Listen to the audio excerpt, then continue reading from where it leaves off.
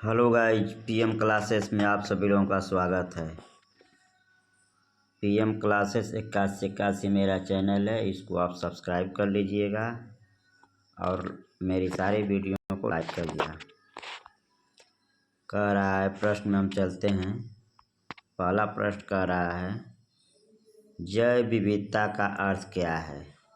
Option है ए विभिन्न प्रकार के पादप एवं वनस्पति, बी कह रहा है विभिन्न प्रकार के जीव जंतु, सी कह रहा है एक निर्धारित क्षेत्र में विभिन्न प्रकार के पादप एवं जंतु, डी कह रहा है कि विभिन्न प्रकार के विदेशज पादप एवं जंतु।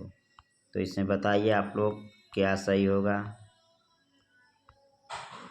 इसमें आपका सही होगा, मैं बता दे रहा हूँ, सी एक निश्चित क्षेत्र में विभिन्न प्रकार के पादप एवं जंतु। देख लीजिए, जैव विविधता का अर्थ होता है एक निश्चित क्षेत्र में पाए जाने वाले विभिन्न प्रकार के पादप, जिसको वनस्पति बोल सकते हैं, और जीव जंतुओं की विविधता से है। यह एक पर्यावरणीय स्वास्थ्य और पारिस्थितिकी तंत्र के संतुलन को बनाए रखने में महत्वपूर्ण भूमिका निभाती है जैव विविधता। तो चलते हैं फिर नेक्स्ट क्वेश्चन पे। कह रहा है कि दूसरा क्वेश्चन है जैव विविधता को परिभाषित किया जाता है। ये आपका यूपी ROARP 2014 में प्रश्न आ चुका है। ए ऑप्शन है किसी पर्यावरण में विभिन्न प्रजातियों की श्रेणी, बी ऑप्शन है किसी पर्यावरण में रोजाना और मौसमी परिवर्तन, सी है यह एक प्रजाति की दूसरी प्रजाति से भिन्नता, डी है भौतिक घटकों का किसी पर्यावरण पर प्रभाव। इसमें कौन सा ऑप्शन आपका सही होगा। तो दूसरे का ऑप्शन आपका ए सही होगा, किसी पर्यावरण में विभिन्न प्रजातियों की श्रेणी। देख लीजिए, जैव विविधता एक पारिस्थितिकी तंत्र में पाई जाने वाली विभिन्न प्रजाति और उनके आपसी संबंधों को दर्शाती है। इसमें वनस्पतियों, जीव जंतुओं और सूक्ष्म जीवों की विविधता शामिल है। जैव विविधता में ये सब शामिल हैं। अगला देखते हैं क्वेश्चन, जैव विविधता का सबसे महत्वपूर्ण पहलू है। ये UPPCS 2015 में क्वेश्चन आ चुका है। ए दिया है भोजन, बी दिया है औषधि, सी दिया है औद्योगिक उपयोग, डी दिया है पारिस्थितिकी तंत्र का निर्वहन। तो इसमें आपका ऑप्शन सही हो जाएगा पारिस्थितिकी तंत्र का निर्वहन, डी ऑप्शन सही हो जाएगा। देख लीजिए नीचे इसको क्या समझाया है। जैव विविधता का सबसे महत्वपूर्ण पहलू पारिस्थितिकी तंत्र का निर्वहन है। जैव विविधता जो है इसका सबसे महत्वपूर्ण पहलू यह है कि यह पारिस्थितिकी तंत्र का निर्वहन करता है, क्योंकि विभिन्न प्रजातियों के आपसी संबंध पारिस्थितिकी तंत्र की स्थिरता और संतुलन बनाए रखते हैं। यह पारिस्थितिकी सेवाएं जैसे जलवायु विनियमन, पोषक तत्वों का चक्रण और जैव नियंत्रण के लिए आवश्यक है। पारिस्थितिकी तंत्र का निर्वहन, यह आपका डी ऑप्शन सही हो गया। अब आप चलते हैं चौथे क्वेश्चन पे। चौथा क्वेश्चन देखिए क्या है, निम्नलिखित में से किसने सर्वप्रथम बायोडाइवर्सिटी शब्द का प्रयोग किया था। ये आपका UPPCS 2013 में आ चुका है क्वेश्चन कि बायोडाइवर्सिटी शब्द का प्रयोग निम्नलिखित किसने किया था। तो ए है CG बैरो, बी है G कास्त्री, सी है वाल्टर G रोसेन, डी है GR बैटिस। तो इसमें आपका किसने किया था बच्चों। तो मैं चलिए इसको बताता हूँ। क्वेश्चन नंबर 4 का आपका ऑप्शन हो जाएगा सी, वाल्टर G रोसन। वाल्टर G रोसन।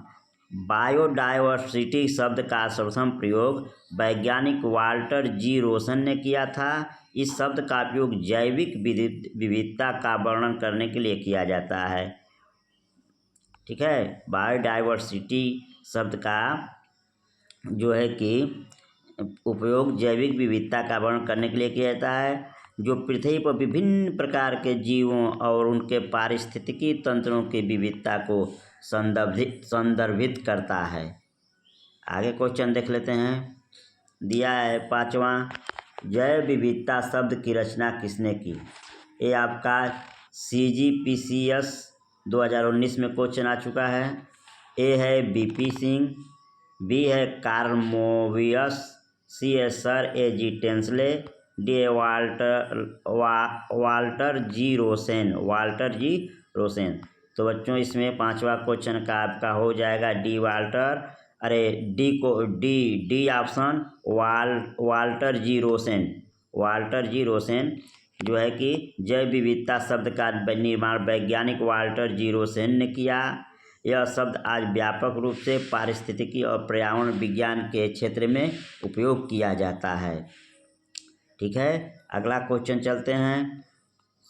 छठवां है, किसे जैव विविधता का जनक कहा जाता है? जैव विविधता का जनक अर्थात जैव विविधता के पिता किसे कहा जाता है? A Sigmund Freud, B Karl Marx, C Herodotus, D E O. Wilson.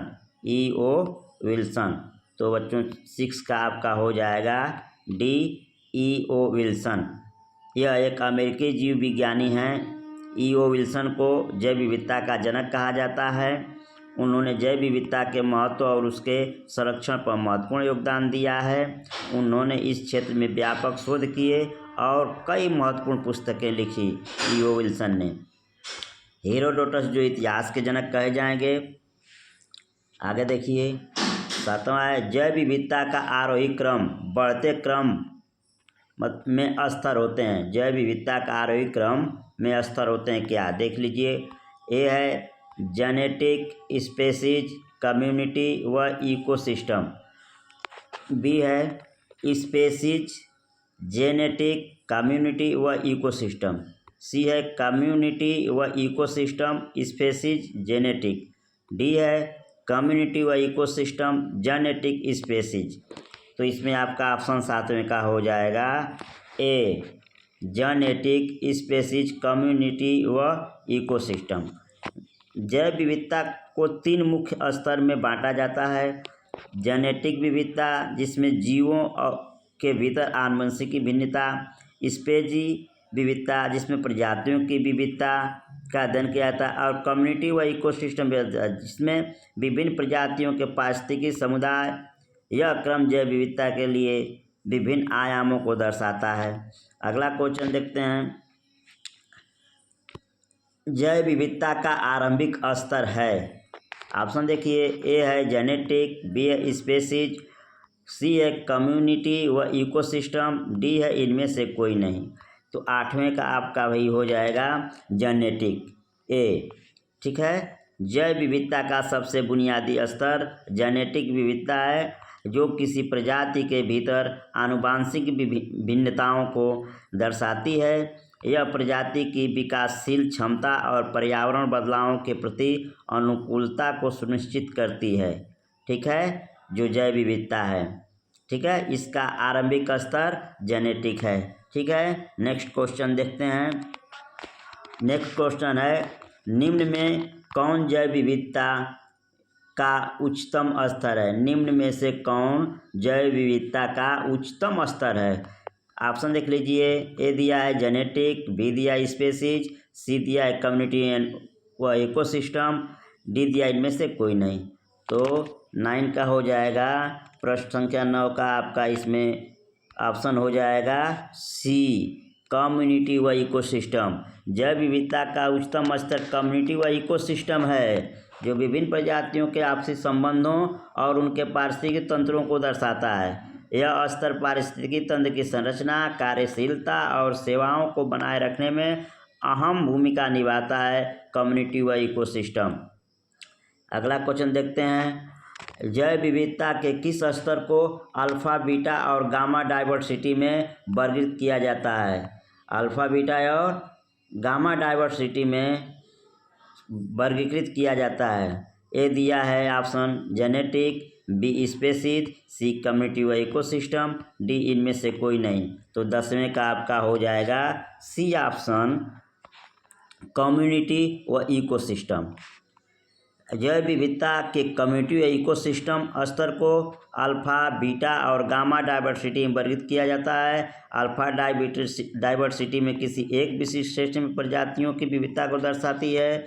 Beta diversity है, दो स्थानों के बीच की प्रजातियों की भिन्नता को मापती है। और गामा डाइवर्सिटी जो है एक बड़े भौगोलिक क्षेत्र की प्रजातियों की भिन्नता को संदर्भित करती है। तो अल्फ़ा, बीटा और गामा डाइवर्सिटी के बारे में आप जान गए।